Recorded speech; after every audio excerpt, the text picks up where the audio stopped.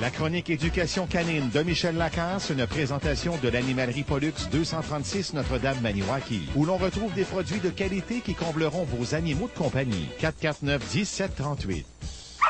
Dans l'émission Anne le matin, Annetti vous présente maintenant sa chronique du jour. Et la chronique du jour, chronique canine, la toute première de la saison, à mon grand plaisir d'ailleurs, étant moi-même propriétaire de 2 magnifiques pitous. Michel Lacasse, bonjour. Allô? Comment ça va? Ça va très bien, Anne, et toi? Ah, ça va super bien. Michel Lacasse, pour commencer, on va aborder des sujets sur les chiens, plein de choses à savoir, des trucs que vous allez donner. Mais pour commencer, on aimerait vous connaître davantage. Qui est Michel Lacasse? Qui est Michel Lacasse? Écoute, Anne, moi, je suis entraîneur canin, puis aussi, ce que je fais, c'est que je fais la gestion de comportements qui sont déviants. Comportement déviant, on parle d'agressivité, chez le chien, un chien aussi qui aurait de la prédation, un chien qui pourrait faire du marquage, un chien qui aurait peur aussi des humains, hein, parce que c'est très fréquent. Souvent, on m'appelle pour faire de la désensibilisation graduelle. Donc, finalement, on travaille avec tout ça, et en entraînement, évidemment, c'est toujours du renforcement positif, beaucoup de clickers. Hein? Oui, puis c'est que le fameux le fameux clicker, clic, qui est toujours suivi d'une gâterie, d'une récompense. Et ça, on va sûrement avoir l'occasion d'en parler au cours des prochaines semaines. C'est fabuleux comme outil de travail. Parfait. Alors, finalement, c'est ce que je fais. Michel Lacasse, vous avez toujours, je pense, été passionné par les chiens. Oui, toujours. Et écoute, je crois que j'ai commencé à entraîner mon premier chien alors que j'avais peut-être 5 ou 6 ans. En tout cas, c'est ce que m'ont dit mes parents.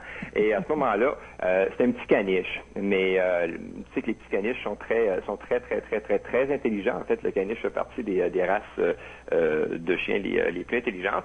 Et j'ai toujours eu des chiens. Puis présentement, j'ai deux Wheaton ennemis. Pourquoi ennemis? Parce qu'il y en a un qui passe son été dans les Laurentides et qui revient ici à la maison l'hiver. Donc j'en ai 2 en permanence à la maison là en tout temps. Et puis j'en ai un autre là qui vient passer 6 mois chez moi. Donc c'est le fun d'avoir 3 chiens. Disons que ça met de la vie dans la maison. Puis moi j'aime bien ça en tout cas. Ben moi aussi. Puis en tout cas on va avoir beaucoup de plaisir à vous entendre, à vous écouter, surtout à suivre vos conseils.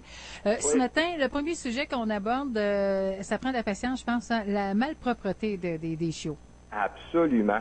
C'est un problème, Anne, pour plusieurs. Je te dirais même que c'est probablement ce qui fait rager le plus les nouveaux maîtres, parce que c'est tout un boulot et ça peut devenir quand même assez frustrant à la longue. Et je comprends très bien parce que personne qui aime se mettre un pied dans le pipi en se levant le matin. Ça commence mal une journée et puis ça commence bien mal un lundi aussi. Alors, qu'est-ce qu'on fait pour venir à bout de tout ça, de la propreté chez le chiot? Il faut d'abord savoir qu'un petit chien là, qui a 8 semaines, par exemple, peut difficilement se retenir plus de 2 heures dans la journée et 3 ou 4 heures la nuit. En fait, là, chez plusieurs chiens, la capacité à se retenir pendant plusieurs heures vient vers à peu près 5 ou 6 mois seulement.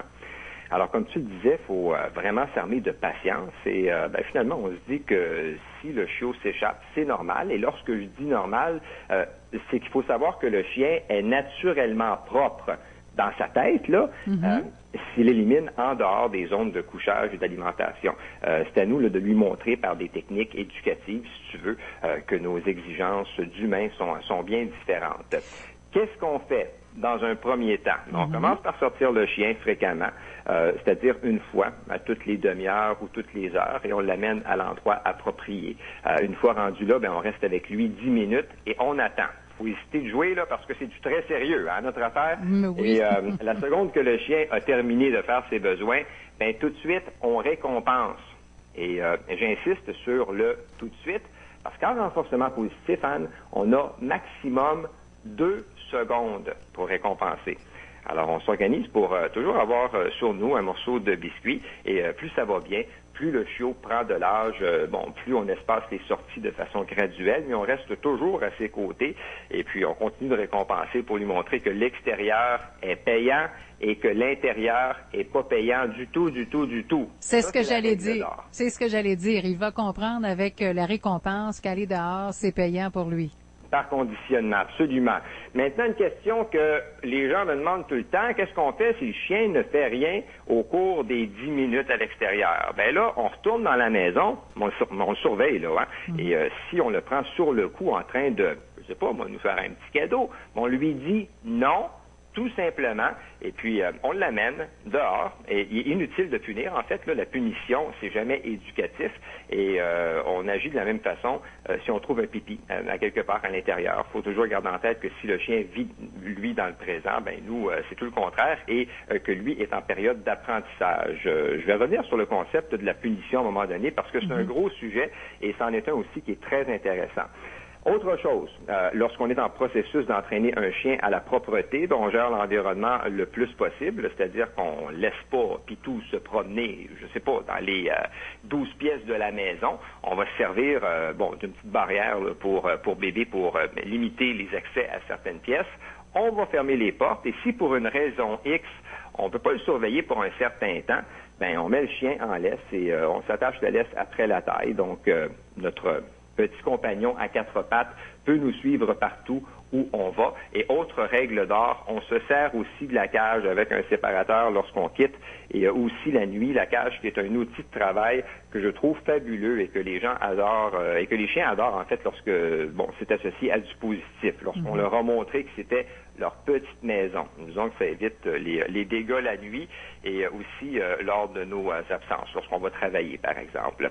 Et je suggère aussi toujours de gérer l'eau en soirée, quitte même à retirer les gamelles 3 heures avant le coucher du chien pendant la période d'apprentissage, quitte à lui donner peut-être un morceau de glace dans le congélateur tout au cours de la soirée pour que le chien puisse se rafraîchir. Alors finalement, ce qu'il faut retenir, sortir aux heures et récompenser à chaque fois que le chien élimine dehors, gérer l'environnement, on utilise la cage avec le séparateur et on retire les gamelles quelque temps avant d'aller dormir. On évite aussi de punir. Il y a des gens qui sont forts là-dessus, donc on évite de punir et on nettoie les dégâts avec du vinaigre qui neutralise les odeurs ou encore certains bons produits qui sont disponibles en animalerie. Ben Michel Lecœur, ça a été très intéressant. On attend votre appel la semaine prochaine, mardi, 9h35. Merci beaucoup de prendre ces quelques minutes de votre temps pour nous, ici dans la région de la vallée de la Gatineau. Ça fait plaisir. Ben nous aussi, puis à la semaine prochaine. Région. Merci, Michel. Bye-bye. Bye-bye. La chronique éducation canine de Michel Lacasse vous a été présentée par l'animalerie Pollux 236 Notre-Dame-Maniwaki, où l'on retrouve des produits de qualité qui combleront vos animaux de compagnie. 449-1738.